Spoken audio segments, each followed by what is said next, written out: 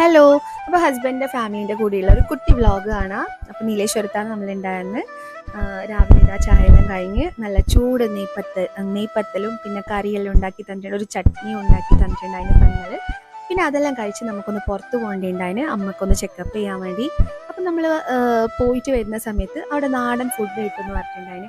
അപ്പോൾ അങ്ങനെ വാങ്ങിച്ചിട്ട് വരാമെന്ന് പറഞ്ഞിട്ട് നമ്മൾ വരുന്ന സമയത്ത് ഇതാ നല്ല ഇലയിലെല്ലാം വാട്ടിയ ഇലയിൽ പൊതിഞ്ഞ് നല്ല ചോറും മീൻകറി സാമ്പാർ എല്ലാം ഉള്ള ഒരു നാടൻ ഫുഡും പിന്നെ നമ്മൾ കുറച്ച് ഫ്രൈ വാങ്ങിച്ചിട്ടുണ്ടായിന്.